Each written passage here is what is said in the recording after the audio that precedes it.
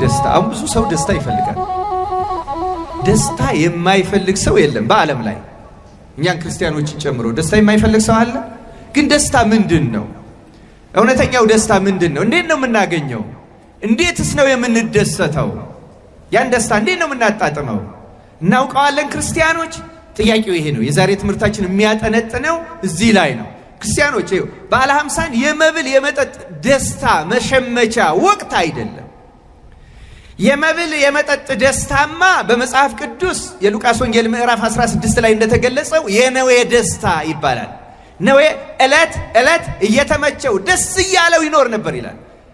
ነዌ በምንድን ነበር የሚደሰተው? ነዌ በመብላት ነው የሚደሰተው። ነዌ በመጠጣት ነው ይደሰት የነበረው። ነዌ በመልበስ፣ ነዌ ድሃን በመናቅ፣ አልዓዛር ቁስሉ ሸተተኝ እያለ በመጸየፍ እየተንጠባረረ ለዓይኑ ተጸይፎት ለራሱ ስጋዊ ክብር የተለየ ደረጃ ሰጥቶ ለኑሮ አይደለም ለህይወቱ አይደለም ለዓይኑ እንኳን እንደ ነዌ እንደ አልዓዛር ያሉ ሰዎችን ማየት ተጸይፎ ደስ ብሎት የሚኖር ሰው አለ። አሁንም የት የተሻለ ጮማ ይገኛል፣ የተሻለ ቁርጥ፣ የተሻለ መጠጥ ያለ የሚዞር ሰው አለ። ክርስቲያኖች ይሄ የነዌ ደስታ ነው። ይሄ ክርስቲያኖች ደስታ አይደለም። በመልበስ ከዚህ በፊትም ተናግሬያለሁ፣ በሌላም ጊዜ እንማራዋለን፣ በብዙ መምህራንም ትማሩታላችሁ። ክርስቲያኖች ይወቁ፣ ለክርስቲያን ነፍስ ውድቀት ለማንኛውም ኃጢአት መግቢያ የሚሆኑ 3 የኃጢአት አበይት በሮች አሉ። 3 ዋና መግቢያዎቹ 3 ናቸው። ከነዚያ ውስጥ አንዱና ዋናው ቅዱስ ባስልዮስ ደጋግሞ እንደሚናገረው ለየትኛውም ኃጢአት መግቢያ የሚባለው ትዕቢት ነው። ሁለተኛው ለብዙ ኃጢአት መግቢያ በር ፍቅረ ነዋይ ነው። ሶስተኛው መብል መጠጥ ነው። መብል መጠጥ የብዙ ኃጢአቶች መግቢያ ነው። የብዙ ኃጢአቶች በተለይ መንፈሳውያንን ብለው ለሚያስቡና በመንፈሳዊ ሕይወት ኖረን የእግዚአብሔር መንግስት እንወርሳለን ለሚሉ ሰዎች ታውቃላችሁ፣ ገንዘብም ለገንዘብና ለጌታ ለሁለት ባሮች መገዛት አትችሉም ነው የተባለው አይደለም? እሱ የመጨረሻው ገዢ ነው ዓለሙን የገዛው። አሁንም ዓለም በዚህ ስቃይ ውስጥ ነው ያለው። የእያንዳንዳችን ነፍስ ከዚህ ወጥመድ አመልጣ ከሆነ ምን ያህል ምስጉኖች እንሆናለን። በእውነት የምታውቁት ነው። ትዕቢትም ፍቅረ ነዋይም መብል መጠጥም በአብይ ጾም መግቢያ ላይ ጌታችን 3ቱም የተፈተነባቸው ናቸው። እናውቃቸዋለን፣ እናስታውሳቸዋለን ብዬ ተስፋ አደርጋለሁ። ክርስቲያኖች እነዚህ የኃጢአት በሮች ናቸው። ለዚህ ነው ጌታ ይሄን ድንጋይ ዳቦ አድርገህ እንብላ ያለው። መብል መጠጥ የብዙ ኃጢአቶች መግቢያ በር ነው እና መብል መጠጥ ጣዕሙን የተለየ ጣዕም ፈልገው የተለየ ምቾት ፈልገው ምግብ ቤት እያማረጡ መጠጥ ቤት እያማረጡ በመብል በመጠጥ ከመጠን በላይ ደስ መሰኘት የሚፈልጉ ሰዎች ትልቅ ፍርድ ይጠብቃቸዋል። ክርስቲያኖች ይሄን ወቁ። በእውነት ምን አለ ይሄ በዓለ ሃምሳ አይደለም ወይ? ዲያውን ካልበላን አው ብሉ ጠጡ፣ ግን በመብል ፍትወት መሰቃየት የለብንም። በመብል ጣዕም በመጠጥ ጣዕም እነዚህ ዋና መግቢያዎች ናቸው እና ክርስቲያኖች ይሄ የነዌ ደስታ ነው። ነዌ ደግሞ በኋላ የገጠመውን እናውቃለን። ወደ አብርሃም ጮኸ፣ አብርሃም አባት ሆይ አልዓዛርን ላክልኝ። ያን ላይኑ ይጸየፈው የነበረውን አልዓዛርን ምን ብሎ ነው የለመነው? ከሰውነቱ ከቁስሉ ከሚወጣው መግል ጠብታ ምላሴን ያርስልኝ ዘንድ አልዓዛርን ላክልኝ ብሎ በሰማይ ቤት ልክ እንደ ምድሩ የአልዓዛር ቁስሉ ያለው መስሎት። መቼም ሲኦል የሚገባ ሰው ድንቁርና አይለየው። በምድር የነፍስ ነገር እንዳልገባው ሁሉ በሰማይ እንኳን ሄዶ አልገባው። እባክህ አልዓዛርን ላክልኛል። እግዚአብሔር ከድንቁርና ያላቀን በእውነት ከነፍስ ድንቁርና። የነዌ የመብል የመጠጥ ደስታ የአልዓዛርን የቁስል የመግል ጠብታ የሚያስመኝ ነው። ክርስቲያኖች ዛሬ የምናጣጥመው ወይን፣ ዛሬ የምናጣጥመው ስጋ፣ የድሆችን ጭንቀት የድሆችን መውደቅ ቸል ብለን የምናጣጥመው መብል የናቅናቸውን ሰዎች ቆሻሻ በሲኦል ውስጥ እንድንመኝ የሚያደርግ ነው እና ይህ ደስታ የትም አያራምድም። ይህን ደስታ እንድንደሰተው እግዚአብሔር አይፈልግም። ክርስቲያኖች ይሄ መብል የመጠጥ የልብስ የጌጥ የውበት የመኪና የቤት በዚህ የመምነሽነሽ ይበልጣለሁ ይሻላለሁ የማለት እንዲህ ያለው ደስታ አልዓዛርን የቁስል የመግል ጠብታ የሚያስመኝ ስቃይን የሚያመጣ አደገኛ የነፍስ ወጥመድ ነው። እግዚአብሔር ከዚህ ደስታ በቸርነቱ ይጠብቀን። በእውነት ክርስቲያኖች ወደ ጌታ ደስታ ግባ ያለው ለዚህ ነው። ለይቶ ነው ያለው። ደስታ ውስጥ ግባ አይደለም ያለው። ወደ ሆነ ደስታ ግባ አይደለም ያለው። ወደ ጌታ ደስታ ነው ያለው። ምክንያቱም የጌታ ደስታ ከነዌ ደስታ ይለያል። በመብል ከመጠጥ ከሚገኝ ደስታ ይለያል። ፈጽሞ የተለየና ሩቅ ነው። ክርስቲያኖች የጌታ ደስታ ከነዌ ደስታ ብቻ አይደለም የሚለየው። ክርስቲያኖች ሆነን ራሱ በሃይማኖትና በምግባር በሥርዓት አምልኮ ስንኖር አሁን ምን ደስተው ደስታ አለ። ለምሳሌ በመዝሙር የምንደሰተው ደስታ፣ በጉባኤ የምንደሰተው ደስታ፣ በማህሌት የምንደሰተው ደስታ፣ የስሜታዊ ደስታ አለ። አቤት የዛሬ ጉባኤ፣ የዛሬ ዝማሬ፣ የዛሬ ማህሌት፣ የዛሬ ንግስ፣ የዛሬ አገልግሎት እያል ይሄን ደስታ እንኳን እግዚአብሔር እንድንገባበት አይፈቅድም ለኛ ለክርስቲያኖች። ይሄን ደስታ ክርስቶስ እንደማይፈልገው በማቴዎስ ወንጌል ምዕራፍ 13 በዘሪው ምሳሌ ላይ ነግሮናል። ዘሪ ሊዘራ ወጣ። አንዳንዱ በመንገድ ዳር ወደቀ፣ አንዳንዱ በጭንጫ ላይ ወደቀ፣ አንዳንዱ በእሾህ ላይ ወደቀ፣ ሌላው በመሬት ላይ ወደቀና ጌታ ሲተረጉም ከዚህ ጋር የተገናኘው እንደምናገረው በጭንጫ ላይ የወደቀው ይላል ጌታ ሲተረጉመው እዚያው ማቴዎስ 13 ላይ ለጊዜው ቃሉ ሰምቶ ደስ የሚለው ነው።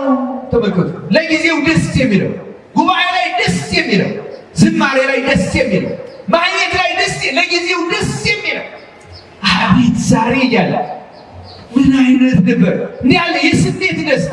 በተለይ ኦርቶዶክሶችን የሚያጠቃን እንዲህ ያለ ጊዜያዊና ስሜታዊ ደስታ ባደረግነው ነገር፣ በዋልንበት ጉባኤ፣ በሰማነው ትምህርት እንዴት ደስ ይላል! እንዴት ደስ ይላል! ልክ ነው፣ ደስ ሊል ይችላል። ግን ያ የሚጠቅመን ደስታ ነው ወይ? የነፍስ ደስታ ያ እኮ የሥጋ ደስታ ነው። ልክ በሥጋዊ መብል እንደምንደሰተው፣ በሥጋዊ መጠጥ ደስ እንደምንሰኘው አንዳንድ ጊዜ እኛ በዚህ ዓለም በተለይ አሁን እኛ ኢትዮጵያውያን የምንኖርበት ዘመን የፈተና ዘመን ነው። ከሌሎች ጋር ፉክክር አለው። ከፕሮቴስታንቱ አዳራሽ ሞልቶ ስናይ እንቀናለን። የኛ እንደዚህ በልጦ መታየት እንፈልጋለን። የሌላውንም ስናይ እንደዚህ አይነት ስሜት አለን። በእውነቱ የፉክክር ስሜት እና በመበለጣችን ደስ ይላል። እዙን አያችሁት ወይ? ጧፉን አያችሁት ወይ? አቤት ልደትዬ እዛ ታውቃላችሁ። ነገ እንግዲህ ዛሬም ጭምር ይዘጋል። ይሄ ደስ ይለናል። ግን ይሄ ደስታ እግዚአብሔር ይወደዋል ወይ? ይሄ ነው ወይ እግዚአብሔርን የሚያስደስተው? ልክ በስተን ጧፍ አብርተን ሌሎቹን አድናደን መሄዳችን ነው እውነተኛው ደስታ። ይህ ደስታ እኮ አንድ ነገር በመጣ ጊዜ ነው ያለ። ጭንጫ ላይ የወደቀው ዘርማ ለጊዜው ደስ ይለዋል።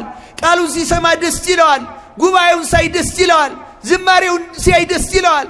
ማህሌቱን ሳይ ደስ ይለዋል። ንግሱን ሲያይ ደስ ይለዋል። ግን ያ ጭንጫ ላይ የወደቀው ፀሐይ በወጣ ጊዜ ጠወለገ፣ ስርም ስላልነበረው ደረቀ ይላል። ይሄም ይላል ጌታ ለጊዜው በቃሉ ደስ ይለዋል። ግን በሕይወቱ አንድ ፈተና ሲመጣ የት አለ እግዚአብሔር ብሎ ማማረር ይጀምራል። እንዴት እንዲህ ተደረገብን? እውነት እግዚአብሔር ቢኖር ኢትዮጵያ ሀገረ እግዚአብሔር ናት እየተባለ ለምን ይሄ ደረሰብን እንላለን አንልም?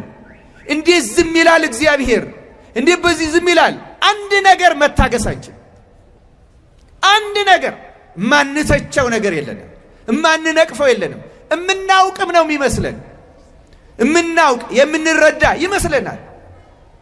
ወዲያው እንጠወልጋለን፣ ተስፋ እንቆርጣለን፣ እንረበሻለን፣ እንታወካለን፣ እንደርቃለን። እንዲህ ያለው ደስታ አያዋጣም።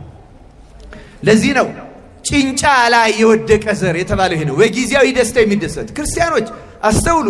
እንዲህ ያለው ደስታ አይደለም የቤተ ክርስቲያን ዓላማዋ። እኛ እዚህ ውስጥ እንድንገባ አይደለም የተፈቀደው። ይሄ ስሜት ፉክክር ውስጥ ጊዜው ራሳችንን በማርካት ማለት ነው። አሁን አንዳንድ ሰዎች ስተታቸውን እንኳን ሲነግሯቸው የማይሰሙት ለምንድን ነው? እነሱን ደስ ያሰኛቸው ነገር እግዚአብሔርን ደስ ያሰኘው ይመስላቸዋል ወይም ይመስለናል። ይህ ደስታ በጣም አደገኛና አሳሳች ደስታ ነው። እንዲህ ያለው ደስታ ጊዜያዊ ደስታ፣ ከስሜት የሚመነጭ ደስታ፣ ስሜት ውስጥ እንድንገባ የሚያደርግ ይህን ደስታ እግዚአብሔር አይፈልግም። ይገርማቸዋል። እንኳን እንዲህ ያለውን ደስታ ተአምራት በማድረግ እውነተኛ ተአምራት፣ ሐሰተኛውን ተአምር አይደለም፣ እውነተኛ ተአምር በማድረግ የሚገኘውን ደስታ እንኳን ክርስቶስ አልደግፈውም፣ ነቅፎታል። ታስታውሳላችሁ ደቀ መዛሙርትን ሁለት አድርጎ ያስተምሩና ርኩሳት መናፍስትን አጋንንት ያወጡ ዘንድ ስልጣንን ሰጥቶ ላካቸው፣ አሰማራቸው ይላል። ሂዱ አስተማሩ፣ አጋንንትንም አወጡ፣ ሲመጡ ሐዋርያት ደስ እያላቸው መጡ። ክርስቲያኖች እየሰማችሁ ነው? ደስ እያላቸው መጡ። ለምን ደስ እያላቸው መጡ? ጋራሩ ለና አጋንንት በስምከ፣ አጋንንት በስምህ ምን አሉልን? ወጡልን። አጋንንትን ማስወጣት ቻል፣ እውነተኛ ታምራት በስምህ ማድረግ ቻል እያሉ ደስ እያላቸው መጡ። ጌታ ምን አላቸው? አጋንንት ስለወጡላችሁ ደስ አይበላችሁ። ይገርማል በጣም። ይኸው ሐዋርያት ጌታን ያስተማራቸው ከዋለበት እያዋሉ ካደረበት እያደሩ ስልጣንን የሰጣቸው እሱ ነው። ጸጋ የሰጣቸው እሱ ነው። በስሙ ነው ታምራት ያደረጉት። ባደረጉት ታምራት መደሰት ግን አልተፈቀደላቸው። ደስ አይበላችሁ ነው ያላቸው። በምን ደስ ይበላችኋል? ይልቁንም ስማችሁ በሰማያት ስለተጻፈ ምን ይበላችሁ። ስለዚህ ክርስቲያን ደስታው ታምራት ስለተደረገ አይደለም። ክርስቲያኖች በዚህ አይደለም መደሰት ያለብን። አሁን ብዙ ሐሰተኛ ታምር ስላለ እውነተኛ ታምር በእኛ ቤተክርስቲያን ተደርጎ ስናይ ልንደሰት እንችላለን። መልካም ነው፣ ግን እኮ የሚያስደንቅ አይደለም። ለዛ እኮ ነው ጌታ በኋላ ብዙ መምህራንና ታምራት አድራጊዎች መጥተው ጌታ ሆይ በስምህ አጋንንትን አላወጣንምን? በስምህ እንዲህ ያለ ነገር አላደረግንምን ሲሉኝ ይላል። ምን እላቸዋለሁ? ጌታ እውነት እላቸዋለሁ እናንተ አመፀኞች ከኔ ራቁ አላውቃችሁም እላቸዋለሁ። ለዚህ ነው ታምራት ማድረግ የማያስደስተው። ይሄ ለምንድን ነው የማያስደስተው? እንደ ይሁዳም እኮ አጋንንት በክርስቶስ ስም ወጥተውለታል፣ አብሮ ሄዷል፣ አስተምሯል፣ ግን አልጸናም። ተመልከቱ፣ ክርስቶስን አሳልፎ ሰጠው። ስለዚህ አጋንንትን በማውጣት መደሰቱ አልጠቀመውም። ለዚህ ነው ጌታ ስማችሁ በሰማያት ስለተጻፈ እንጂ አጋንንት በእኔ ስም ስለወጡላችሁ ደስ አይበላችሁ አላቸው። ለዚህ ነው የክርስቲያኖች ደስታ ቋሚ ደስታ ነው። የክርስቲያኖች ደስታ የስማቸው በመንግሥተ ሰማያት መጻፍ ነው፣ በሰማያት መጻፍ ነው። ለዘላለም ሕይወት በእግዚአብሔር ልብ መታተም ነው። ክርስቲያኖች መጻፍ የምንለው መጻፍ ምን እንደሆነ ስለምናውቅ ነው እንጂ በሰማይ መዝገብ ተቀምጦ ወለተ ማርያም ወልደ ማርያም እያለ የሚጻፉ ነው አይደለም። በስመ ሥላሴ መታተም ነው፣ በልበ ሥላሴ። እግዚአብሔር በልበ ሥላሴ እንድንጻፍ ይርዳል። ይኸው ክርስቲያኖች ስለዚህ ተመልከቱ፣ እንኳን የመብል የመጠጥ ደስታ፣ እንኳን የዝማሬ አገልግሎት ደስታ፣ ታምራት የማድረግ አጋንንትን የማውጣት ደስታ እንኳን ክርስቶስ የሚፈቅደው ደስታ አይደለም።